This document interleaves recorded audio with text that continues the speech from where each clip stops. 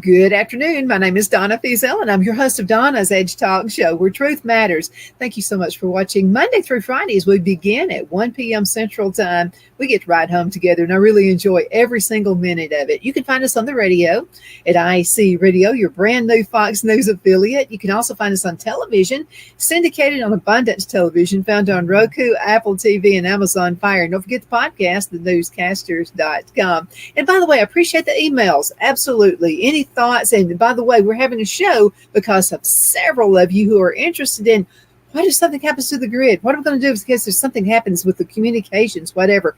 Well, this is my guy I love to go to, Bud Cornwell, and he is the Patriot cause it. United States Marine Corps. I once a Marine, always a Marine. And thank you so much for your service, Gunny. Yes, ma'am. Absolutely. Thank you. Absolutely. I'm very, very proud to be here. Very proud to be part of our country and believe it or not, helping solving issues that we deal with every day because we need each other's help. And people that have specific skills, reach out to them. Don't be afraid to engulf your community and yourself with people that have the knowledge. Because that's where you got to start. Getting off the grid. If something happens, we got to be connected and directly connected with our immediate community, neighbors, and friends, and have a plan. Work together on what we're going to do. Well, Gunny, I kind of have different thoughts about that. A lot of folks say, well, the internet will go down. But isn't that the way the left is actually controlling people? I mean, do you think that'll really happen? I don't think the internet's going to go down as people think about it going down. It can be controlled. So, for instance, look at some of the social media. You post something, they don't like it, they pull it down. Yeah. The internet could be the same way. If the government gets full control of the internet and they don't want you on the internet, they'll bring you down. Mm-hmm.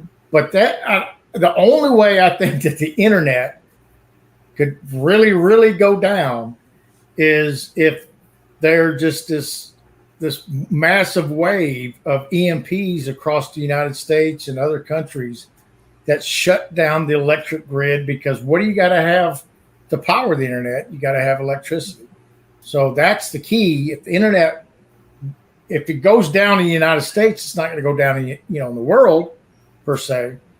So I wouldn't have any worries specifically about the internet going down. What I would be worried more about is, can the power grid go down?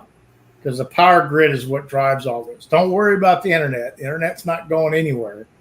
Mm-hmm. What will happen is if the power grid gets taken out, then you obviously you don't have access to the internet except for like a phone or anything that's battery operated. So, mm-hmm.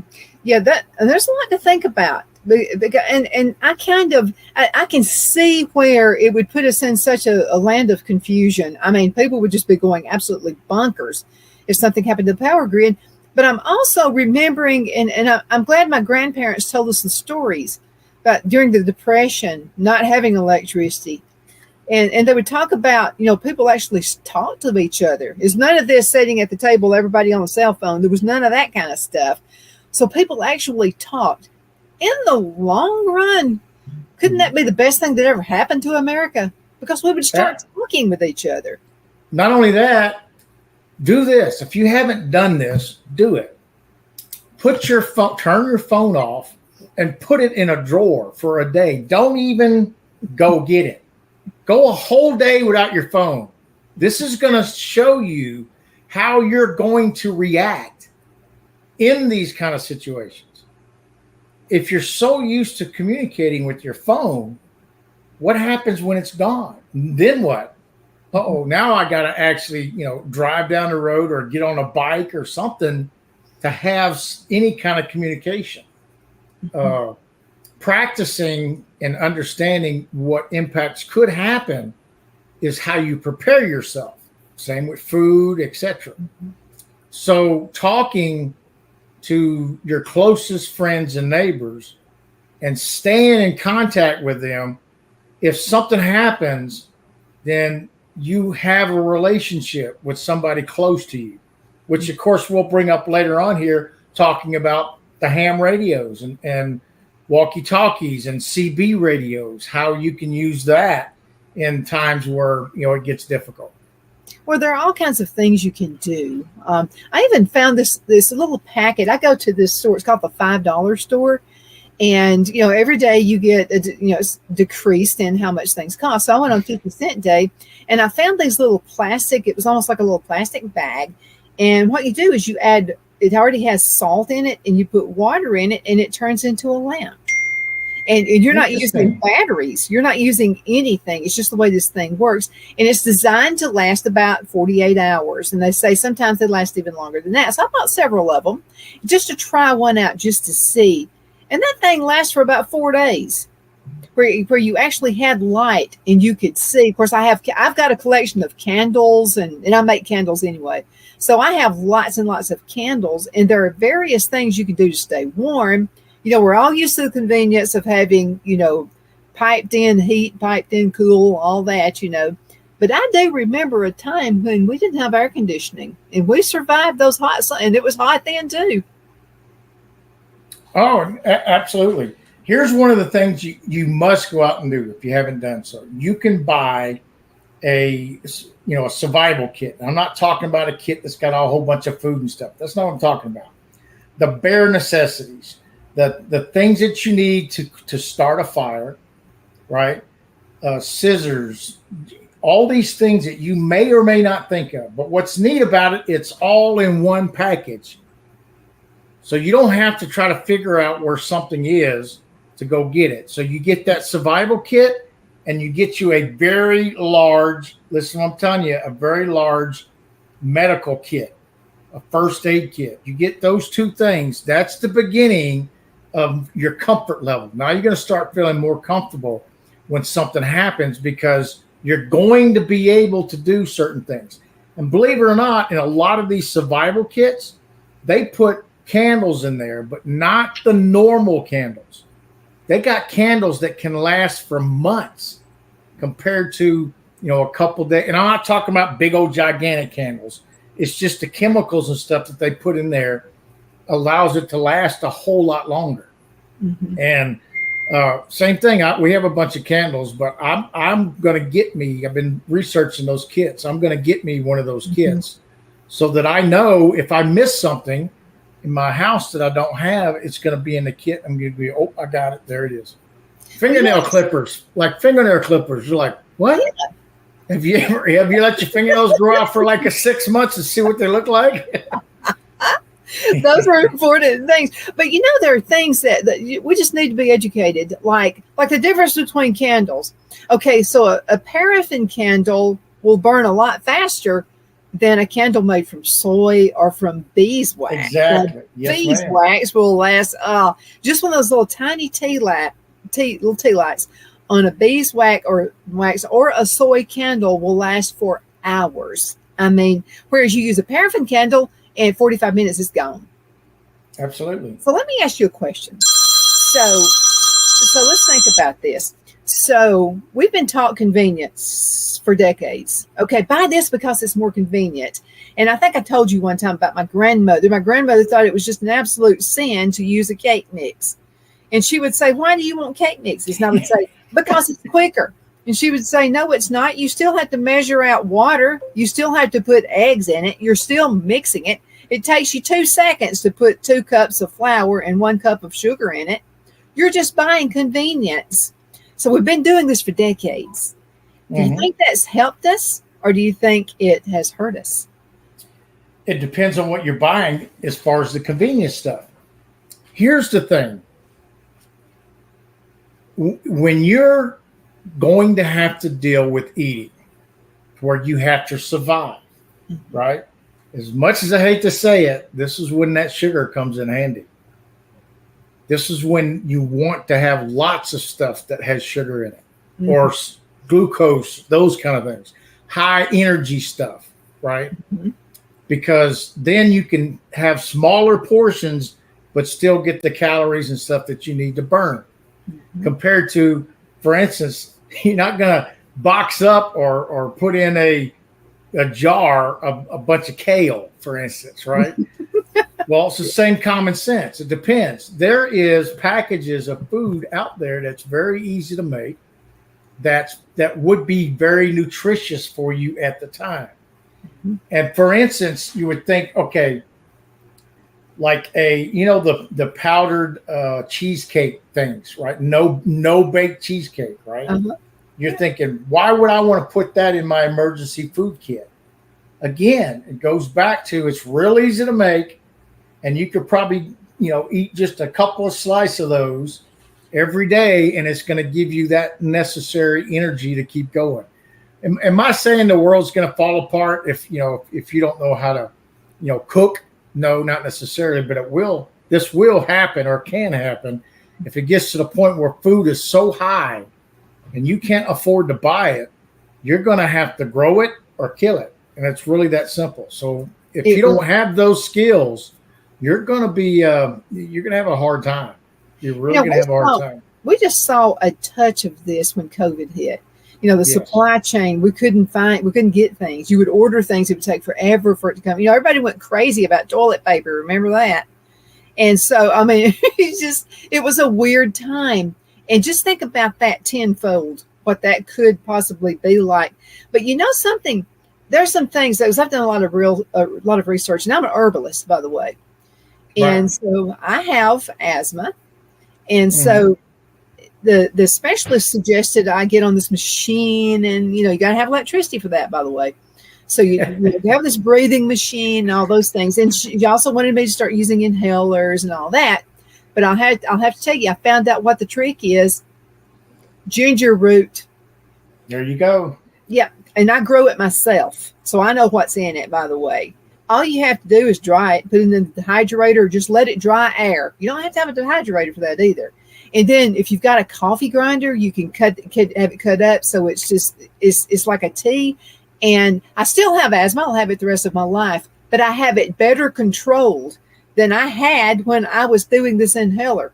I mean, and there's so many things we can do. Potatoes, you can dehydrate them, and they will keep for years. Put them in a jar.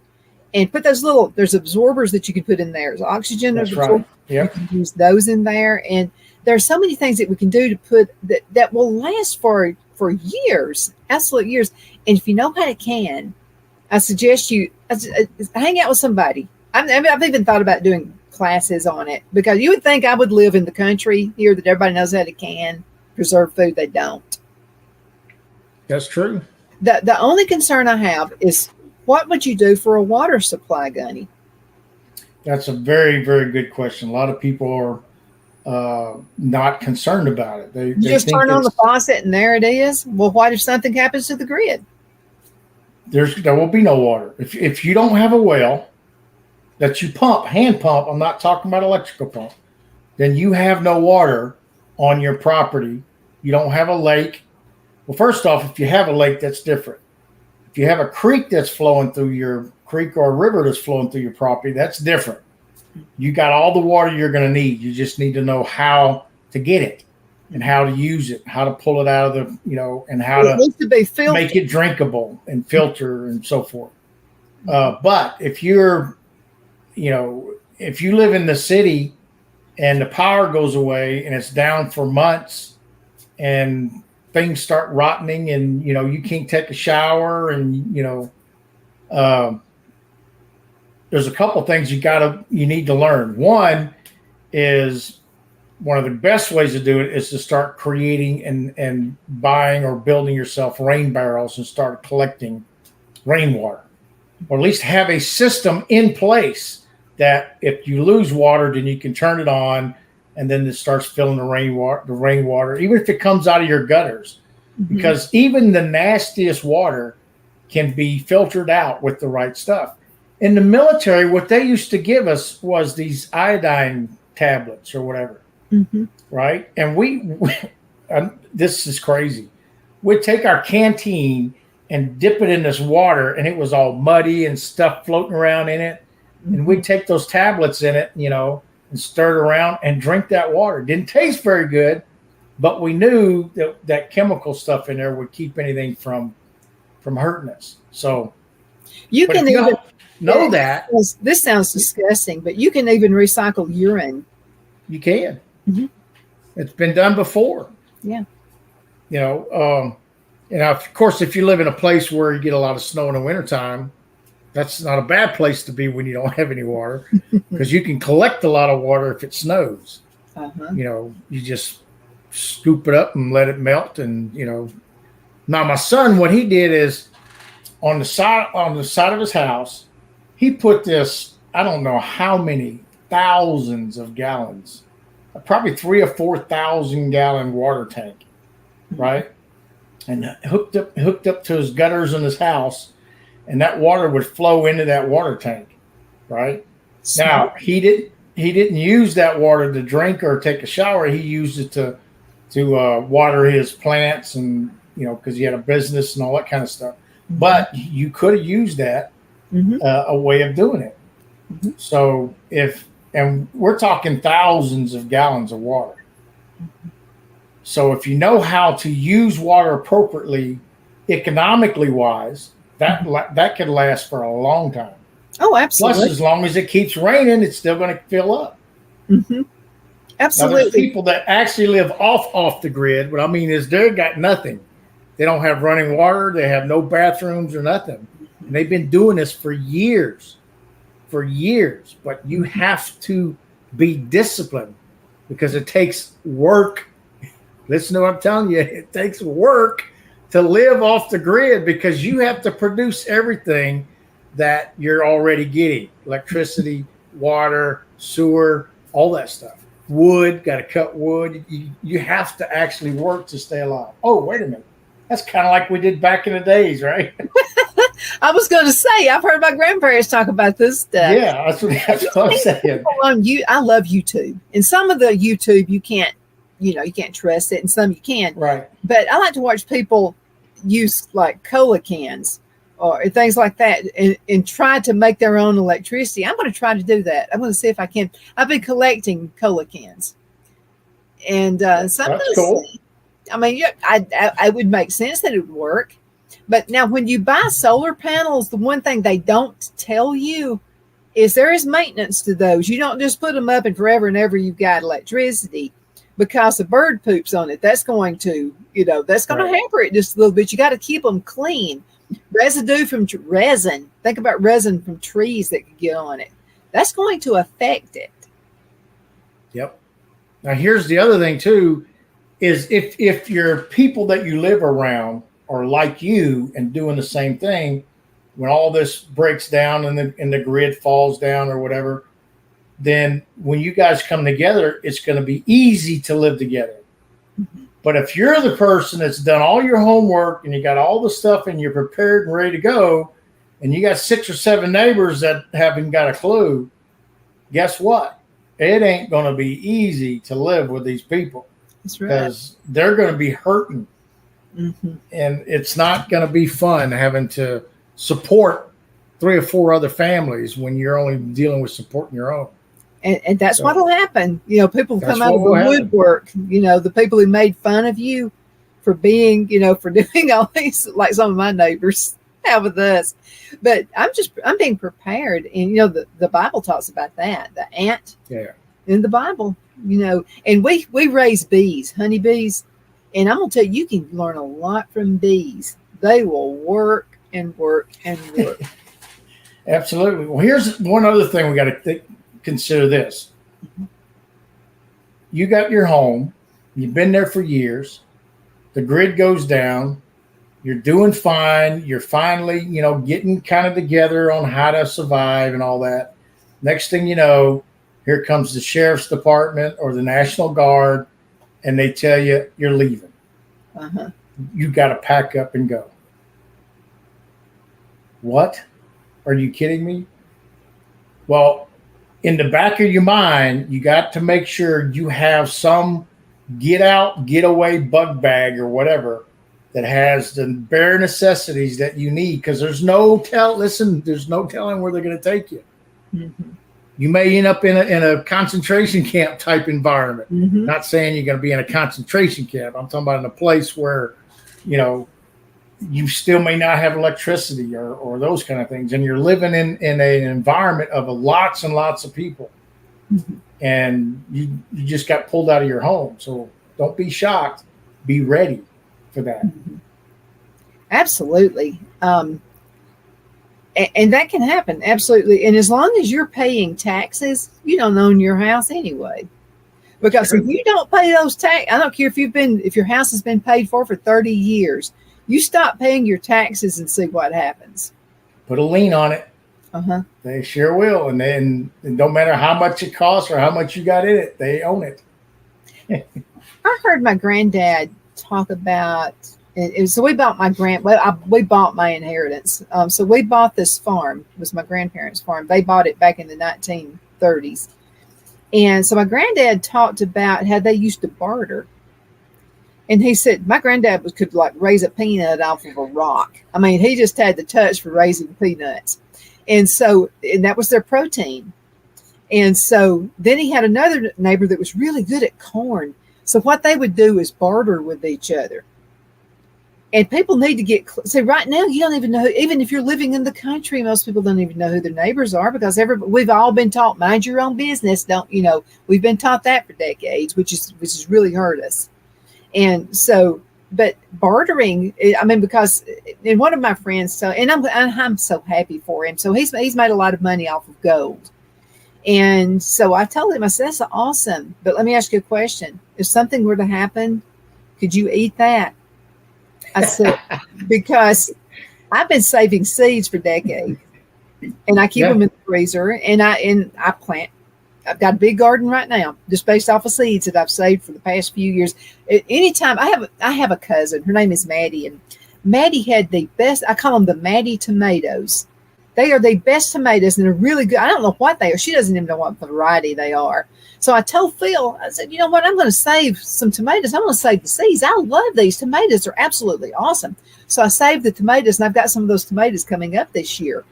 But you've got to know what a seed is. You've got to know how to keep it. There's so many things that we need to know and just we're not being educated about that. My issue is what if the USDA says, oh, you're going to poison a bunch of people. We're going to take all those little seeds away from you. That could happen. That's true. That's absolutely true. The other thing is, remember canning, right? When you're canning, you can can certain things and it has the seeds and you can grow it from the food that you canned also. Mm-hmm. So you got to be well, first off, I've spent a lot of time researching all this stuff. Yeah. I spent years researching. However, let's go back to my childhood days. I grew up in the middle of nowhere, sticks in the bayous of Louisiana. Mm-hmm. So I grew up that way where you didn't have nothing anyway. You definitely didn't have the internet. So we had to grow our own food. We had to go fishing. We had to go hunting to get food to eat. Mm-hmm. And that's been ingrained in me. Mm-hmm. And so now I know if it comes up to it, I have the weapons, I have the ammunition, I have the knives, I have all the tools I need to do what I call, break out the old Grizzly Adams suit, and become Grizzly Adams. And uh-huh. So, but that's something you can't learn this overnight. Mm-hmm. You can't. I've known people that say, oh, I'll be no promises. Dude, you lived in a city your whole freaking life. Everything that you have has been provided by the city, transportation, all that stuff. I cannot even imagine you being dropped off in the middle of nowhere in Louisiana and say, okay, find your way home. You don't even know what direction, left and right, forward, backwards, north, south. You wouldn't have a clue. And you could be 5 miles from the nearest city, not even know how to get there. I know, and you could just be like right over the horizon that you could find food or you could find some. You are absolutely fantastic. You are right about that. So we need to know how to use a map. We need to know how to use a compass. You need to know what north, south, west, and east is. You need to know where that is. You need to know how the sun sets. You need to know how it rises and what that means. You need to know what shadows are. Because that's a difference in a garden. I mean, the morning sun is better for your garden than the evening sun is. That's correct. And there are so many variations that we've lost along the way. But it's necessary for this younger generation to know. So let me ask you another question. So we've been used to reading everything on the internet. Okay, most people have ebooks and all that. I'm old-fashioned, Gunny. I got to have a book that I can turn the page, that I can use a pencil, I can get my highlighter, and I can highlight things in my book. Do you think it's important for people to just simply have necessary books on how to survive, like cooking, how to start a fire, what to do in case of a disaster, those kinds of things? Do you think that's important that you have? Because if the grid goes down, you can't get on the internet. How can you Google an issue? How can you do it without a book? Remember those survival kits I was telling you about? I'm not talking about these little bitty ones, like that. I'm talking about the ones that are really big. They have these type of books in it. Now, it's not these big, gigantic, fancy picture books, right? They're little books for each specific types of tasks to do. How to grow a garden, how to filter water, how to, skin a deer, for instance, right? Mm-hmm. That's a necessity. If you haven't read about it now, you're going to be behind the power curve to where it says, okay, now I got to figure out how to grow a garden. While we're already, ours has been planting and we're sitting there, drinking our dirty water while we're looking at it. Mm-hmm. And you're still trying to figure out how to grow a garden. It's going to be a lot harder on you. Oh, but yeah. Yes, you should have a stack of books that has all of those specifics in there that are dealing with, and you can get specialized books. Just go look for off the grid. What off the grid really means, I'm not talking about somebody says, well, I'm going to turn my internet off. I'm going to get rid of my cell phone, that kind of stuff. No, that's not off the grid. Off the grid is you have no electricity. You have no running water. You have no bathroom or any type of sewer stuff, right? You're 15, 20 miles from anybody. That's off the grid. Matter of fact, just a coincidence, Donna, this morning I watched a documentary about being off the grid. And this reporter went out and was visiting with 3 or 4 different communities, off the grid communities. Mm-hmm. And it was amazing to see how these people were living. What is one of the number one things that they had most of than anything else? Any ideas? Seed. Animals. They had all kinds of animals. And I'm not talking just animals they're used to having. This one guy had a bunch of wolves. Wolves? Wolves. He had them in a big, gigantic cage, and they were like friendly dogs, but they're wolves. Mm-hmm. And he's asking, the lady's asking him, said, well, why would you want to raise a bunch of wolves? And he says, it's real simple. This is a defense. You're right. This is a defense of people coming to get us or whatever. Huh? He can release the wolves, Mm-hmm. So it's more than just, it's really deep. Living off the grid is really deep. And again, I can't reemphasize this. It takes effort to do that. You can't just say, I don't need the internet. I don't need no power, all that kind of stuff. You'd be surprised how much you need it because you're just not used to not having it. Let me ask you one thing before we go into a commercial break, and that's about water, because I know a lot of people who are collecting bottled water mm-hmm. in plastic. Is that a good idea or is that a bad idea? And should you rotate it? Yeah, that's really not a bad idea. Only if you're going to buy water in plastic, you really should buy gallon jugs, not like the bottled water stuff, right? Mm-hmm. Buy the gallon jugs. The reason behind that is because they take up less space per volume of water mm-hmm. than if you have, the individual bottles, right? Mm-hmm. So if you stacked all of those up, you got this much space, and you're going to have X amount of, ounces or gallons of water. But if you have in a gallon jug, and your water must be stored in a cool place if it's in plastic. And dark. And dark place. Yep. Now here's a coincidence. At my house, I have a tornado shelter, which is all concrete except for the door. The front door of it is a big steel door. So inside of there is bottled water, right? That's where you put your survival stuff, per se, that's got to be cooled and stay underground. So my advice is, if you're going to store water, the best way to do it, it's even better, is 5-gallon buckets. Buy the sealable 5-gallon buckets that you can fill up with water, and then stack those up and have, X amount of water. At least that's going to keep you alive and keep you going until you can get a permanent water source going. So, and those buckets need to be food grade. Yes, they do. Because, you can buy, people buy emergency food all day long in those buckets. And I'm not talking about just emergency food in pouches. I mean, we're talking about grain and everything. It's in a bucket when you buy it, And but yes, you can get food grade plastic buckets to put the water in. Absolutely. And as far as storing your food, I mean, you got to be really careful there, because if you get rats, and they come in and invade and eat all of your stuff up, then you have absolutely nothing. There's only one thing. Well, actually, there's two. One major thing, and the second is what I would call the secondary. So your primary storage of food is going to be in glass containers with lids that are sealable, like the jars, right?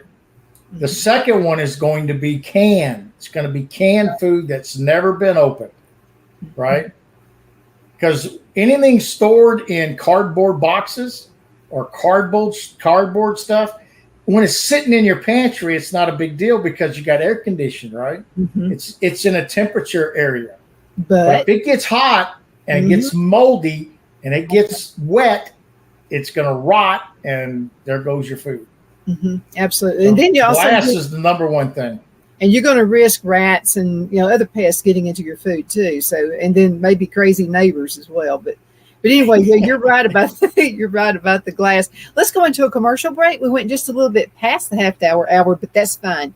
I want to talk about communication when we get back. We'll be right back. Great. 2 minutes. Twin City Used Car Sales has been serving drivers in the Northeast Alabama area for years with a quality selection of late model used cars, SUVs, and pickup trucks. On top of our extensive selection and competitive prices, we offer professional auto financing services for used car buyers of all credit levels. Whether you've just begun your search or you're ready to secure your next vehicle, at Twin City Used Car Sales, you will drive away with the vehicle of your dreams. The sales and finance staff at Twin City Used Car Sales looks forward to serving you, and you can apply for financing online before your visit to our used dealership in Gadsden, Alabama. Check us out on the web at twincityusedcars.com or go by our location at 901 First Avenue, Gadsden, Alabama. We sincerely look forward to serving you.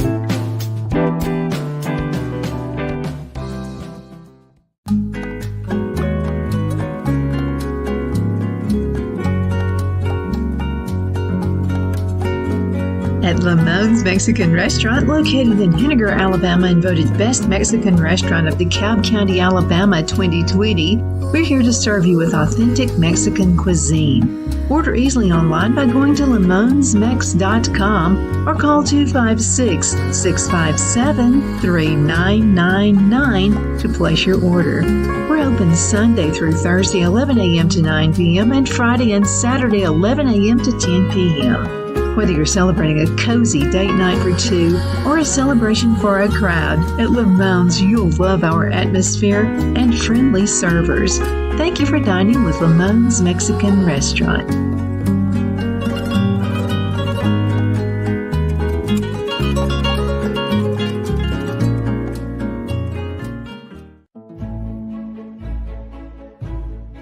The Hatter Cafe and Country Inn is nestled in the northeast corner of Alabama the Beautiful in the delightful town of Mentone. We're located on top of scenic Lookout Mountain near Little River and DeSoto State Park and located only 5 minutes from shopping and restaurants.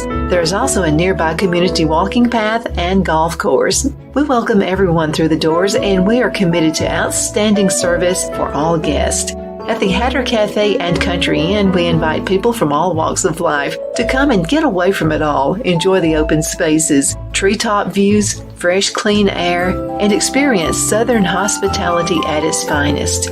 We look forward to hosting you. To reserve a special event, or if you would love a special getaway at the Country Inn, you can call us at 256-634-2018.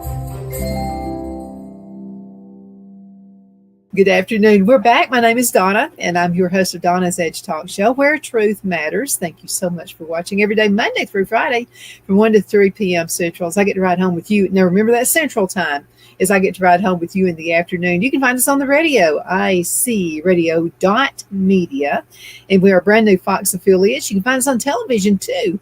Absolutely. Abundance Television, found on Roku, Apple TV, and Amazon Fire. And Gunny and I are part of a podcast, thenewscasters.com. I love the Newscaster Studio.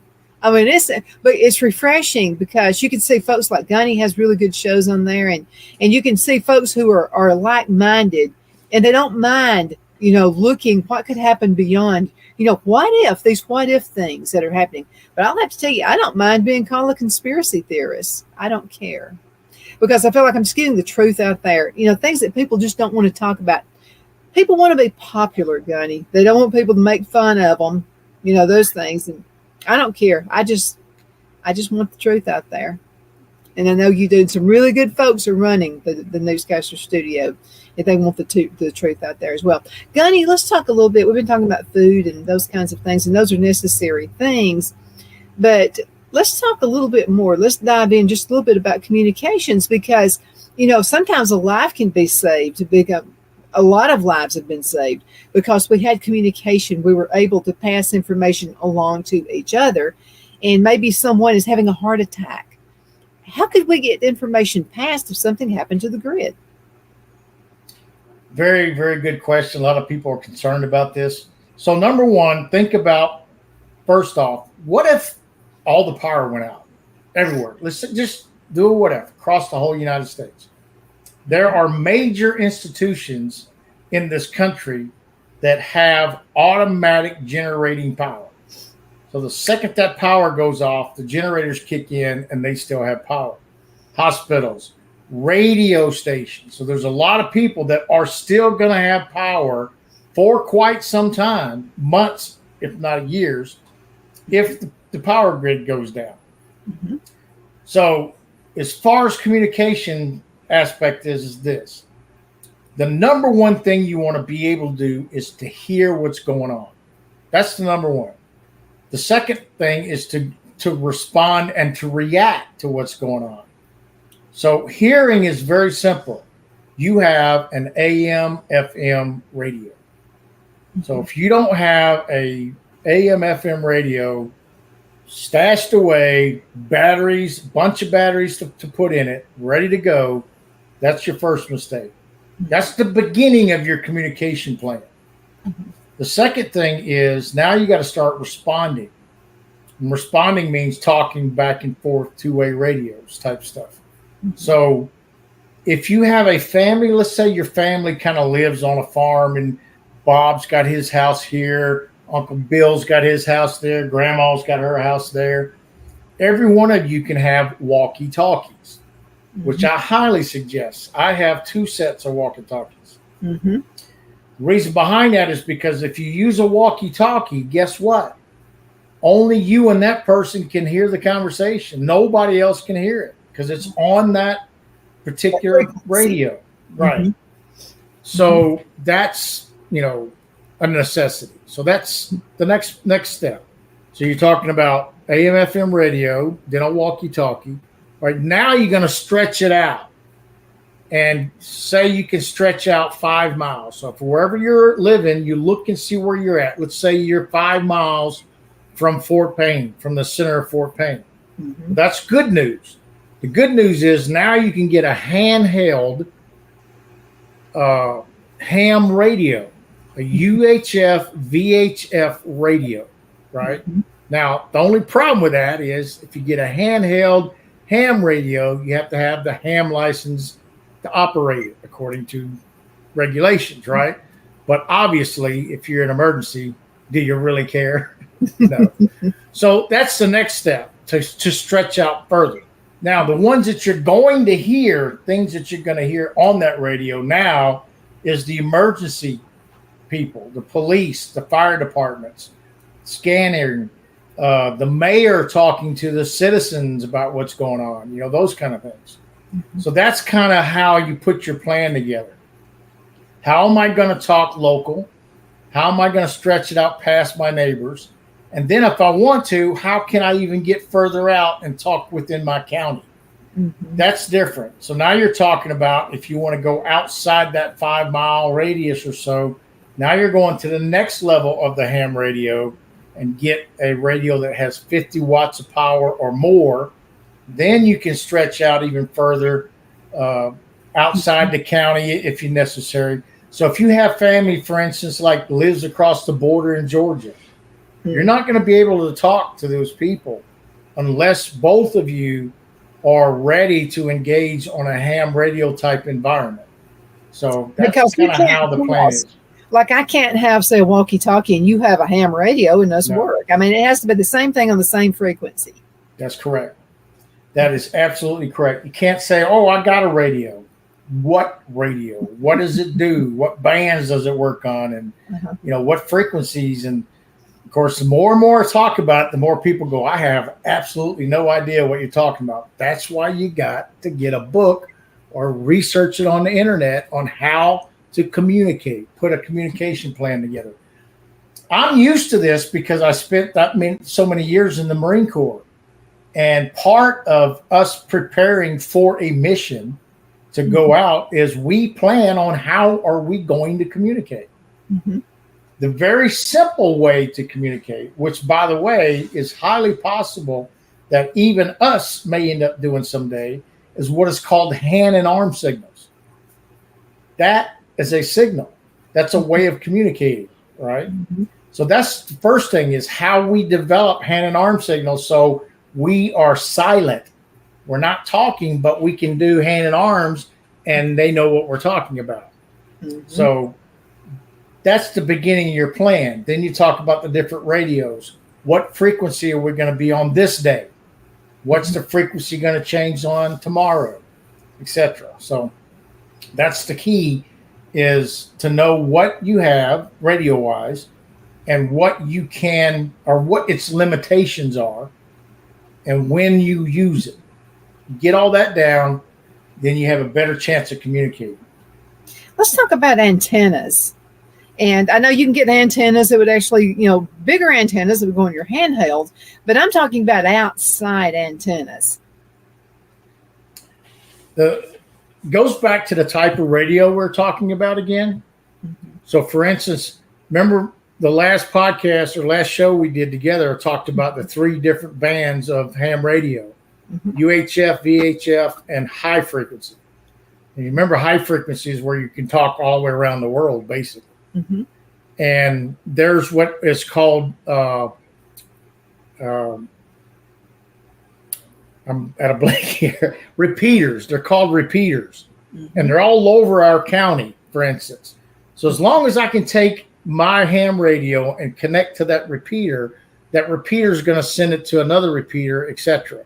So I may be limited with my handheld radio 5 miles, but if the repeater's 2 miles away, I can connect to the repeater and it will pass it along as it goes.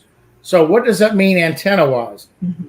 Antenna and how much goes 2 things: the size and type of the antenna and the transmitting power that you're putting out. Mm-hmm. That's the limitation on how far you can talk and what frequency you can talk on. So if you can recognize where you live, I know all the people that are licensed ham radio operators within my county. I don't know them personally. I know where they're located. I also know where the repeaters are. And thank God where I live, I'm pretty safe. What I mean is, it's not like I live out in the boonies. If I lived out way out there, I would have to have, a 20-foot, 40-foot type antenna, big, thick antenna with a lot of transmitting power to be able to get out. For instance, like if you live in the middle of freaking the desert in Utah, right? That's a great example. So it all depends. There, you have horizontal antennas that kind of lay in a wire that goes across like this. You got big, tall ones that go up and down. You have ones that are spherical that transmit in 360 degrees. So the radios, the handheld radios that you get, 99% of them, the antenna that you get that you put on it is designed for that radio. So it's not like I'm going to go buy me a bigger antenna and put it on that radio. That's not going to work. It doesn't work that way. It's designed, the power, the frequencies are designed to use a certain length of antenna to be able to send out. Let's talk a little bit about wattage, because I was in the cell phone business. I worked for GTE. They were actually called Contel Cellular back in the 80s when no one had a cell phone. And the handhelds are 0.6 of a watt. And I preferred back in the day to sell the bag phones or the car installed, mainly the bag phones because they were 3 watts. And you get like more than 3 times the power on the bag phone. Now they were ugly. Were they cool to say I'm on a bag phone? No, it wasn't. They were the nerdiest looking communications you could possibly. They didn't like cover them with diamonds and leather and all that. Who cares? I just want communication. That's all I care about. And then you could buy antennas you could stick on top of your car and communicate that, put that, onto the bag phone. We call it the bag phone. And so but just let me ask you a question. So if somebody wanted to take down a communication system, would it be harder to take down a cellular communication system with the Metso and all those, things that come in a tower and all those things that come with that? Or CB radio, or ham radio, which would be the easiest for a crazy ruler to take down? Okay, so we have to look at this. The amount of wattage and stuff is irrelevant for what I'm fixing to say. It doesn't matter whether it's 50 or 115,000 watts of power, right? Here's the thing.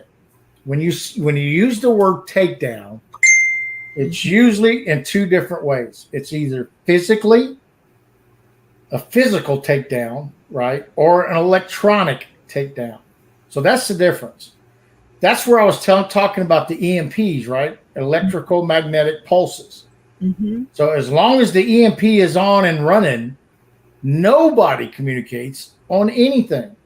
Matter of fact, an EMP can be so strong that it can go in through your antenna, the electricity that it makes, and actually destroy your device, fry your device. So that's a serious takedown. I thought. It's right. Now, as far as the antennas, it really doesn't matter. Cell phone uses a certain type of bandwidth and power, right? CB, same thing, different frequency, but it's radio waves are radio waves. That's the best way to explain it. And all radio waves can be shut off completely with different electronic EMP type processes.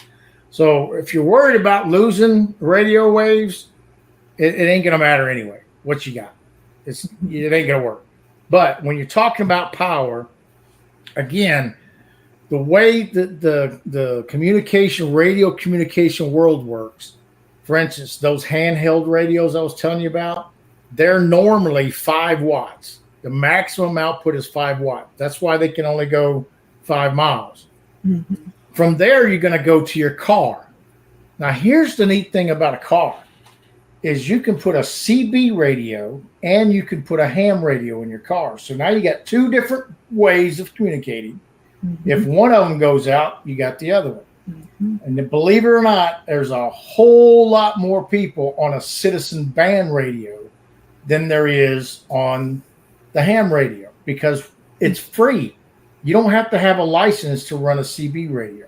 So now you're talking between 10 and 25 watts of power. Mm-hmm. So now you're reaching out 20 miles or 30 miles, right? From there, you have what is called your not mobile, but home station or base station. Mm-hmm. And then it goes anywhere between usually 50 watts to 1,500 watts. Mm-hmm. And then you're talking, different places or whatever. So, however, but again, I can't stress enough, it ain't going to matter how many watts you got if they take out electronically all the communication. It isn't going to matter. Mm-hmm. One thing I had thought about too is if there was a tyrant who wanted to hurt the biggest amount of people, Gotcha. it would be your cellular. Because you have many more cellular subscribers, and we're paying for it. Well, AT&T went down not too long ago. You remember that? Absolutely. And they were saying, now AT&T was saying it was, some type of upgrade or something, right? And I'm like, no, it wasn't. I thought it was odd that it happened on election day. There went my antennas. Exactly. Yeah. Not only that, Donna, we're talking about, they said that they were upgrading software, right? Well, first off, you're not going to upgrade your software at 9 o'clock in the morning. No, that's always, you know what I'm saying? From being in the business. No, somebody the morning. Yeah, this was intentional. This was absolutely intentional. We're smart about that. We know those things. And from being in the business, I just know because, okay, your electric company, when they say they're going, or your cable company, it's always wee hours of the morning, 2 or 3 o'clock in the morning. So it's never like the busiest time of the day, work hour traffic and all that stuff. So, and let's just talk about a little thing like traffic. Okay, folks who live in the big city, where there's a red light on every street corner, that would be another chaotic thing that would be happening because people wouldn't know how to, no, because people apparently don't know how to use a four-way stop. So I would hate to say, because really, you're only, if someone allows you to be the next one, can you go on at a four-way stop? So, we have those, I'm just talking total chaos. I'm glad to be living in the country. I absolutely love the city. I loved living in Charlotte. I really did. It was awesome. Can you survive within basically a mile of where you live? Mm-hmm. Then you won't have to get in traffic, right? I don't have to. Here's a great example of the impact of what happens. Do you remember way back when, when we were probably a lot younger, at least I was. I wasn't born yet, Gunny. I'm sure I was. I just turned 65 yesterday. I'm proud of every year. Yeah. I'm thinking of the Stephen King movie where they had that outbreak. I can't remember the name of that movie now. But anyway, they had this disease outbreak in an Air Force research lab. And it spread across the country. And next thing you know, all the roads are blocked and the cars, dead people in the cars everywhere and chaotic. And, hospitals were shutting down and all of that stuff. That's a great movie to watch to see almost exactly what it would look like if something like this happened. I would just imagine total chaos. A lot of folks, I'm not talking about just young people either. I'm talking about older heads like me that are used to having that cell phone in their pocket. And I'm used to I got to send a text. I got to let everybody on Facebook know what I'm doing. Those kinds of people. They would go absolutely out of their minds. Oh, absolutely. They wouldn't have a clue what to do. Here's the good news, at least from my side. I know my son, because he does it already. My son, he doesn't quite live off the grid, but he kind of lives off the electronic world, if you know what I mean. And he just got his MBA a couple years ago. But he grows all kind of stuff. He has all kind of garden stuff, sells it and all that stuff. Mm-hmm. So he learned from me. My daughter's kind of different. She's the exact opposite. She's an architect in Charlotte and depends on what? Everything the city provides and all that. So I got one of each, but at least I try.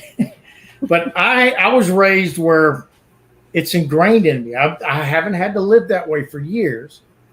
And I'm sure the majority of our listeners, your listeners today, are like that. We're people that, our grandparents and our parents, some of our parents have lived very hard lives. They trained us. What happens if this doesn't work? Or what happens if you can't get any gas?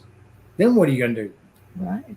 It's called walking, those kind of things. So it really could be what I would consider challenging times for a lot of people, even those that live in the country, because of the comforts and everything that we've been involved in. Well, let me mention one. If I could only have one plant, one herb, if I could only grow one, it would be the comfrey plant. You ever heard of comfrey? I have not. So what is that? Okay, you need to do some research on this one. It's COMFREY. COMFREY. Okay, got it. It's a weird looking plant. Now, it has some pretty blooms when it blooms. I mean, I'm going to tell you, pollinators love the comfrey plant. It's real good. It's just good for everything. So what I do is I dry the leaves. You can tincture those leaves once they're dry, or you can put them in olive oil, carrier oil, coconut oil, whatever kind of oil you want to, and add beeswax to it, melt beeswax, and make a salve out of it. So Phil, my husband, is really, really, really bad at getting leg cramps. And so he would, before I started making the salve, he would, because I make my own pickles, dill pickles, whatever. And so he would just get pickle juice and drink that. Well, that would help. It would take a few minutes, but it would help.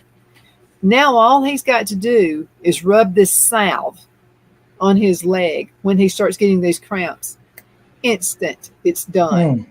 But what I do, I use beef tallow, beef fat. I know how to render fat. I'm not the city gal everybody thinks I am. So you can do your own. So you can make your own beef tallow. Yeah. Now, what she's talking about when you're talking about rendering fat, we're not talking about, cutting it off your sides. That's not rendering fat. It's got to come from the fat. It needs Exactly. to come from the fat.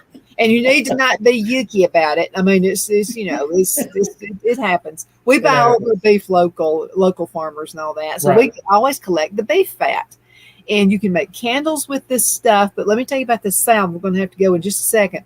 So what I do is I melt the beef tallow, the beef lard, and I've got my I like to use tincture. But again, you can do whatever with it. You can do olive oil, whatever. And then I mix that together. I melt it. I put essential oils in it. I make my own essential oils. You can do that yourself. You don't have to pay the big bucks for it. There's so many things you can do yourself. And then I put beeswax in it, and the beeswax hardens it. And if you get a bee sting, I don't care what it is. There are veterinarians, there are some veterinarians who use this. So if a dog or a cat or a cow comes to them, maybe they've been snake bit, they're going ahead and put this salve or you can make a wrap with this comfrey. You don't even have to make a salve with it. But now you need to gather the leaves before it starts blooming. And I'm just going to tell you what, if I could only have one plant, it would be the comfrey plant. That would be the one. That's our go-to for everything on this farm. Absolutely. I'm definitely going to check it out. I appreciate you telling us about that. I'm going to send you a jar of this. Okay. You need to send me your address and I'll send you a jar. You're going to love it and you'll be mine forever. I promise, Gunny. Gunny, thank you so much for being on the show with me today. It's always a pleasure. Absolutely. We've got to do this more often. We absolutely do, because you got so much information that people just need to know this. But thank you again. I've been recovering from a concussion. That's the only reason we haven't been connected. So we're gonna connect next time around too. But absolutely. Thank you. I want to thank everybody for watching and keep sending those emails. It makes my day. Absolutely. Donna@donnasedge.com. Gunny, we're gonna have to call it a day. Bye everybody, and y'all take care. Have a good rest of the day. Y'all take care. Yes, ma'am.